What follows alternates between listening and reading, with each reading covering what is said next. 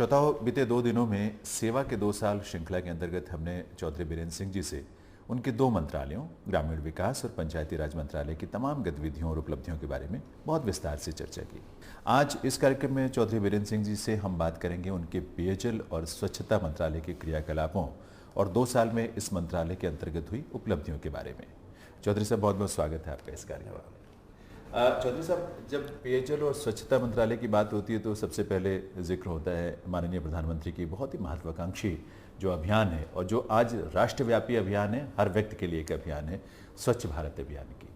इस अभियान की सफलता 2 वर्षों में या जब ये 2 अक्टूबर को शुरू हुआ था उसके बाद से और इसकी उपलब्धियां जो आपकी कोशिशें हैं और प्रधानमंत्री महोदय की जो इच्छा थी उसके अनुकूल रही हैं आपके हिसाब से?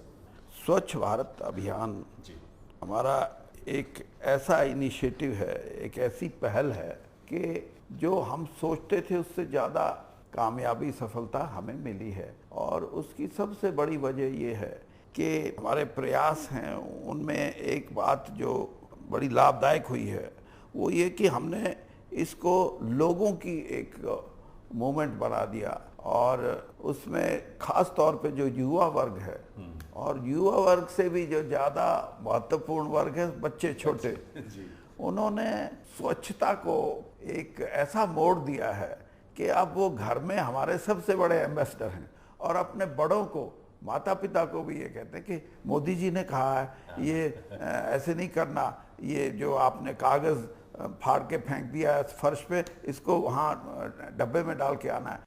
जैसे भारत के प्रधानमंत्री जी ने एक, जब लोग ये समझते थे कि बात तो बहुत छोटी है, कि उन्होंने लाल किले से ये कहा कि हम स्वच्छता अभियान शुरू करेंगे और राष्ट्रपिता महात्मा गांधी की 150वीं जो जन्मदिन होगा उस पे उनको श्रद्धांजलि के रूप में एक स्वच्छ भारत देंगे 2019 2 अक्टूबर को।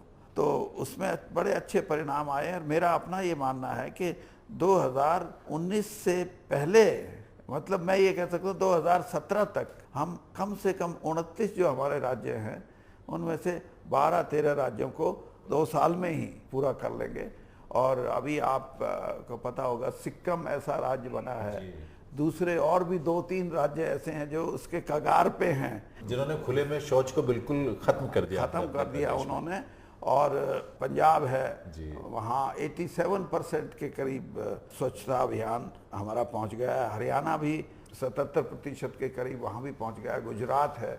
ये 4-5 राज्य तो मुझे लगता है कि अगले साल ही हम पूरा कर लेंगे। और दूसरी बात ये है कि सिर्फ खुले में शौच मुक्त भारत करने की बात नहीं, जब खुले में शौच मुक्त होगा भारत तो उसके 2 परिणाम होंगे। एक तो गांव-गांव में आपको सफाई नजर आएगी, क्लीनलीनेस, ये भी हमारे अभियान का हिस्सा है। और दूसरा मैं ये मान के चलता हूँ कि जहाँ स्वच्छता की बात आती है वहाँ स्वस्थता अपने आप आती है। बिल्कुल, एक हेल्दी वातावरण होता है और जब हेल्दी वातावरण होता है तो मैं ये भी समझता हूँ कि आज जिन अस्पतालों की ज़रूरत इतने पड़ी है, हमें डॉक्टरों की पड़ी है, उसमें भी बहुत भारी कमी आएगी। लोगों का बहुत सारा पैसा बचेगा जो अपनी बीमारियों पर खर्च करना होता है। तो एक चीज़ इसमें बहुत महत्वपूर्ण है, जिस तरह बहुत सारे स्कूलों में भी हमने देखा कि इस अभियान के तहत स्कूलों में लड़कों के लिए अलग, लड़कियों के लिए अलग शौचालयों का निर्माण, ये भी सुनिश्चित किया गया कि भाई पानी की उपलब्धता भी हो वहाँ पर ताकि वो इस्तेमाल कर सकें और उनमें स्वच्छता के प्रति आदत पैदा हो, हाथ धोना या अपने आप को स्वच्छ रखना, ये भी इस अभियान के तहत बहुत तेज़ी से काम हुआ इसमें। देखिए, स्वच्छता का मतलब सिर्फ खुले में शौच जाने से रोकना ही नहीं या कोई झाड़ू लगा के सफाई नजर आए, ये नहीं है। इसके साथ साथ आप ये मान के चलें कि अगर आपको स्वच्छता रखनी है तो आप जब घर में शौचालय का निर्माण कराते हैं तो अगर वहाँ पानी नहीं होएगा तो वो अधूरा है। तो इसलिए हमने 12,000 रुपया देते हैं हम एक शौचालय को बनाने के लिए, और वो जो BPL परिवारों के जो लोग हैं उनको, और उसमें से 3,000 रुपया सिर्फ इसी बात का है कि वो टंकी बनाएं। 2 साल में अगर आप ये देखें, जैसे प्रधानमंत्री जी ने आह्वान किया, उसके बाद हमने इस देश के 176 लाख शौचालयों का निर्माण किया। 2 साल नहीं कह रहा मैं, बल्कि उससे इसको 1.5 साल ही लगाओ, अक्टूबर से लेके और 31 मार्च 2016 तक। जी। अभी एक सर्वे आया है, NSSO का सर्वे है वो, और उसने बताया कि 95% जो नए शौचालय हमने बनाए हैं वो सब चल रहे हैं, इस्तेमाल हो रहे हैं। और उससे आप अंदाज़ा लगा सकते हो कि लोगों का मन और उनका दिमाग अब इस बात को कहता है कि ये हमारे लिए ज़रूरी है। आज के दिन मैं ये बताते हुए खुशी हो रही है कि हम किस प्रकार से आगे बढ़ रहे हैं।